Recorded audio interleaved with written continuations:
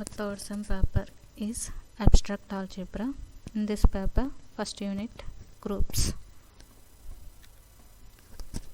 Definition of binary operation. Let G be a non-empty set. A function of mapping from G cross G to G is called binary operation in G. If open pair of A comma B belongs to G cross G, there exists a unique element f of A comma B belongs to G. We write AFB instead of f of A comma B. That is, for all A comma B belongs to G, then AFB belongs to G. For example, n, the set of natural numbers, n equals to 1 to 3. For all A comma B belongs to n, A plus B belongs to n, comma A dot B belongs to n. Here, we take 1 comma 2 belongs to n. 1 plus 2 equals to 3 belongs to n. 1 into 2 equals to 2 belongs to n. So, plus comma dot are binary operations in n. Minus divided by are not binary operations in n. Take 1 comma 2 belongs to n. 1 minus 2 equals to minus 1 does not belongs to n. 1 divided by 2 equals to 0.5 does not belongs to n. Minus 1 0.5 does not belongs to n.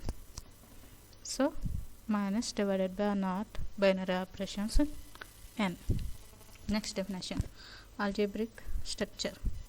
A non-empty set G equipped with one or more binary operations is called an algebraic structure or an algebraic system.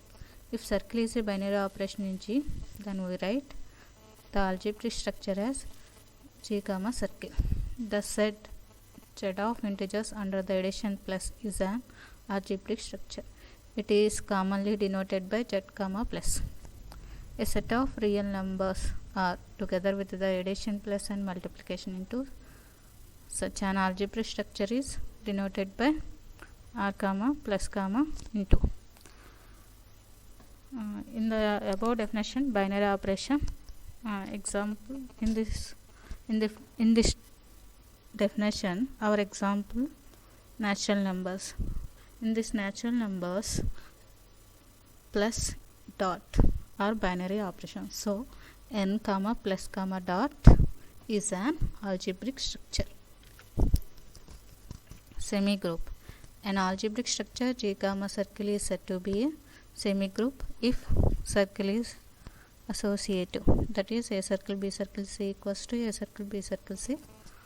For all A comma B comma C belongs to G. Example, first one, Z comma plus is a semigroup. In this integers associative lies satisfied taking the binary operation plus Z. So, algebraic structure Z comma plus is a semigroup. Second one, Z minus is not a semigroup. Suppose 1 2 3 belongs to Z. 1 minus 2 minus 3 not equals to 1 minus 2 minus 3. That is 1 minus 2 minus 1 minus 3 minus 4 not equals to 2. So, Z comma minus is not a semigroup. Monoid. If a semigroup G comma circle has an identity element with respect to the operation circle, then G comma circle is called a monoid. The algebraic structure G comma circle satisfy the associative and identity. Then the algebraic structure is called monoid. If for any associative law, if for any A comma B belongs to B comma C belongs to G, A circle B circle C equals to A circle B circle C, there exists an element A belongs to G, A circle E equals to A equals to E circle A. Note, a monoid is a semigroup, but a semigroup need not be a monoid. Example 1. N plus is a semigroup, but not a monoid. Here, natural numbers follows the associative law. So, n comma plus is a semigroup, but the identity element 0 does not belongs to n. Here, not satisfied the identity law. So, n comma plus is not a monoid. Second one, n dot is a semigroup and also monoid. Here, the identity element 1. 1 into 2 equals to 2 into 1. Here satisfies the identity law. So n comma dot, the algebraic structure n comma dot is a semigroup and also monoid group. An algebraic structure G comma circle is said to be a group if circle satisfies the following. First one, closure law. For all a comma b belongs to G, then a circle b belongs to G. Second one, associative law. A circle b circle C equals to a circle b circle C for all a comma b comma C belongs to G. Third one, identity law. There exists an element E belongs to G such that a circle A equals to A equals to circle A for all A belongs to G. Fourth one, inverse law. For each A belongs to G, there exists an element B belongs to G such that a circle B equals to E equals to B circle A. Then B is called inverse of A. We write B equals to A inverse. Example, n dot is not a group. Here n comma dot is a semigroup and also monoid, and here the inverse does not exist. Suppose 2 is the element in n, 1 by 2 does not belongs to n. So here inverse law does not exist. So n comma dot is not a group. Abelian group. A group G comma circle is said to be an abelian group if circle is commutative. That is, a circle B equals to B circle A for all A comma B belongs to G. Example, Z comma plus is an abelian group. Properties of groups. Theorem 1. In a group G, the identity element is unique.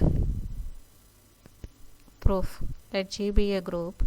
Let E1, E2 be identities of G. If E1 is identity, then E1 into E2 equals to E2 equals to E2 E1. If E2 is the identity, then E2 E1 equals to E1 equals to E1 E2. From 1 and 2, E1 equals to E2. Hence the identity is unique. Here we take two identities E1 and E2 in G, but conclusion E1 equals to E2. So in group C, the identity element is unique. Theorem 2. In a group G, the inverse of an element is unique. Proof. Let G be a group and E be the identity element. Let A belongs to G and B, C be the inverses of A. Then AB equals to E equals to B into A by the inverse law. AC equals to E equals to CA by the inverse law.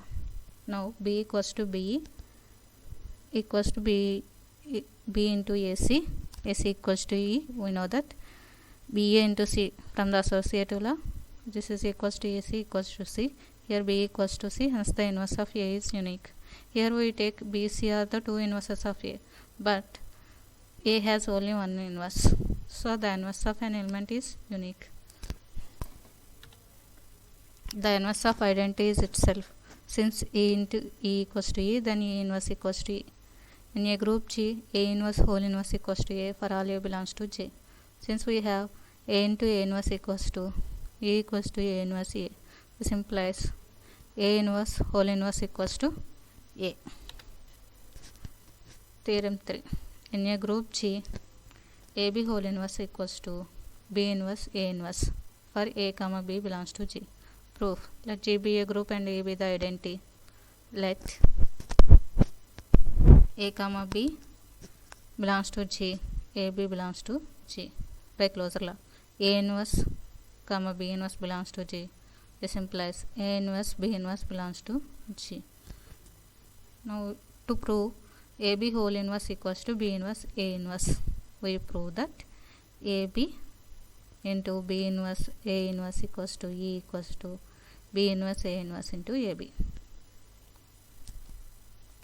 Now AB into B inverse A inverse, which is equals to A into B inverse of A inverse from the associativity. A into B inverse into A inverse. B inverse is E. So A into E into A inverse. A into A inverse equals to E. Similarly, we can prove the right hand side B inverse A inverse into AB equals to E. From 1 and 2, AB into B inverse A inverse equals to B inverse into A inverse into AB equals to E. We know that A into A inverse equals to E. So AB whole inverse